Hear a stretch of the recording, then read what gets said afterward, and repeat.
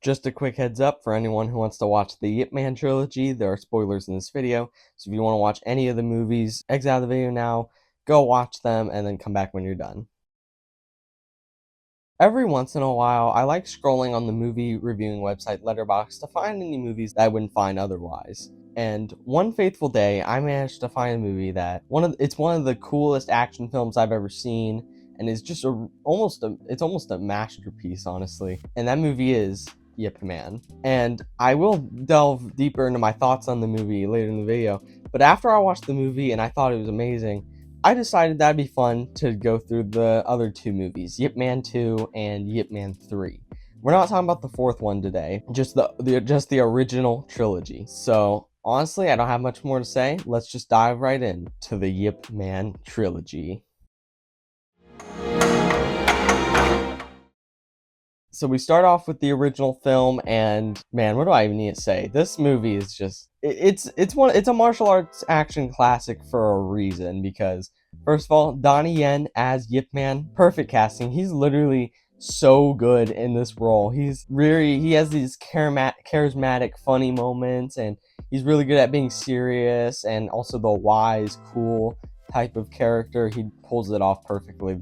Like, one of the reasons I've tried to go through a trilogy is just see the evolution of his character in these films. The action in this movie, it's literally almost, it's peak. It is literally peak action, because you know, the fight where he fights 10 people at once, one of the best fights in the whole franchise. It is seriously insane. One of the reasons why I find the fight scenes better than the other two is because this is the only one where he really goes full brutal with it, where he literally doesn't care about whether he hurts someone or not in the movie, because of the very serious things happening in the story. So he's just going full on, like breaking people's legs and crap. It's kind of insane, but I kind of appreciate that more because it doesn't do it in the other two. And speaking of the story, this is probably the most bleak and serious of the three. It's just this really gritty and bleak war drama with like some action sprinkled throughout, because I was really feeling for the main character, he was just kind of relaxing with his family and all that was happening, but then it all just gets taken away from him in an instant, and he's at like the bottom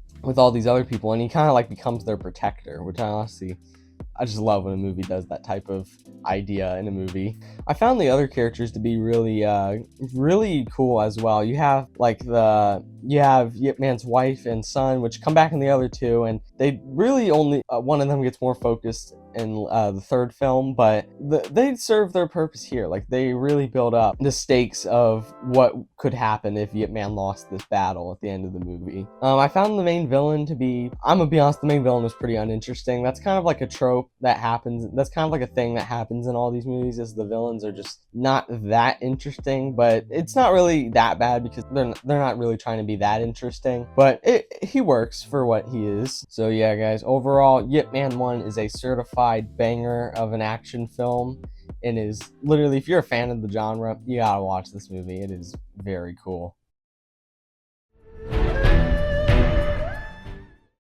Okay, where do we even start with this? Because Yip Man 2 is like, it feels like they were just like, okay, if anyone's joining for the sequels to this movie, they just want to see Donnie Yen punching people for like hour and 40 minutes, because that's most of what this movie is.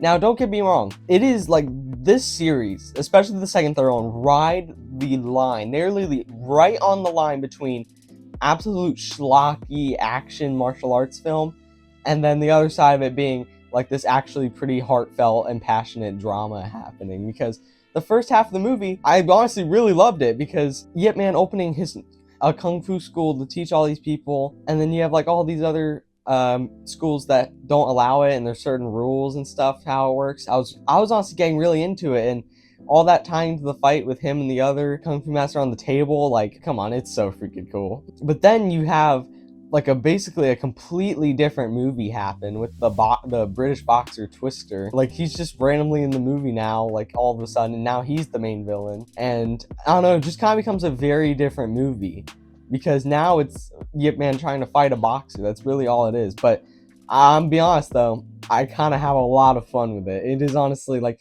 it doesn't have as much of the sad and bleak stories as the original. So they're just going full like fun. They want you to have a fun time, and that's what it gave me, and that's what I wanted.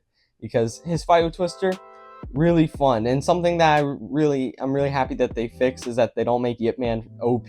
Like, trust me, he's very good in all these movies, but come on, there's a point to where it's just there's no stakes because of how good he is at fighting. But him getting beat up by Twister really brought up the stakes at least a little bit, even if you knew he was probably just gonna win anyway. But like him getting beat up, nice change of pace from the first movie to where he's just instantly winning basically everything. And I might even like the final fight more in this one than the first one. That might be a hot take, but I actually really enjoyed it. And I do like Twister is the most annoying human being on the planet. I freaking hate this guy. Like, he's perfectly pulls off just this annoying, like, I want to punch this dude in the face energy because of how annoying and mean he is. So overall, guys, while not being as nearly as good as the original, it is still a really fun time that I still highly recommend.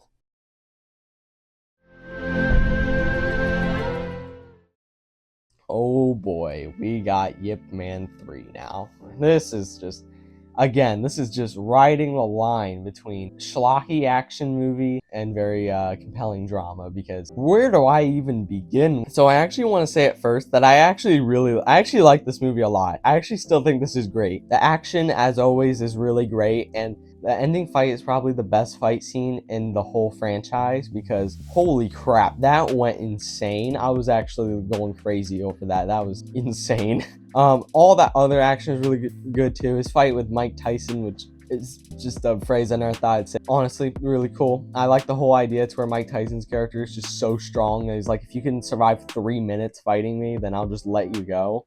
Like, that builds like a threatening presence, and also how he beats the crap out of Yip Man, like he was about to die. But I thought he was gonna be the main villain, because after that he just leaves. You only see him like 3 times. You see him like for a couple seconds at the beginning, a couple seconds in the middle, and like a couple seconds towards the end. That's really it. Like, he's not in the movie that much. I thought he was gonna be a more interesting and a bigger antagonist in the story. But then you have this other guy who teaches a different type of martial arts, who's trying to open a school, and his story was pretty cool. But the standout thing about this movie, is Yip Man's story with his wife, because his wife gets cancer in the movie. He's trying to spend as much time as possible with her before she passes. I'm just like, man, where did this come from after he just fought Mike Tyson? Like, what? It's like, this is the most crazy random movie in existence. But yeah, that whole story, man, I'm just like, wow. Then like, this really is committing to it, because it honestly is probably the most emotional I've gotten in any of these movies. Dang, man, because you get really connected to these characters because they're in the first 2 as well. They're in the first 2 movies as well. So yeah, this might be my favorite like story out of any of the movies. You do have some standout fights. You have the school fight, which was really cool. But yeah, overall, this is probably my least favorite of the trilogy. But I don't know, I still have a lot of fun with it, and its story somehow is really great. I don't know why it ended up being as good as it is, but it is an amazing story. The action's fun. Final fight is the best in the franchise. Yeah, still watch this. I recommend it. It is really, really cool. If you hit this part of the video, I want to thank you so much for watching this long. Like the video if you want to see more videos of me just talking about movies I really like, because I don't know, I have fun doing it, even if it's for not that long. If you want to support me even more, then consider subscribing to the channel. I would really greatly appreciate it. I'm trying to build this channel into something cool, and we just talk about movies in a nice, chill way. And I'll talk about video games from time to time as well, but not as much. If you want to see some more of my film takes, follow me on Letterboxd. Link will be in the description. Don't forget to hit the notification bell, and I'll see you in the next one.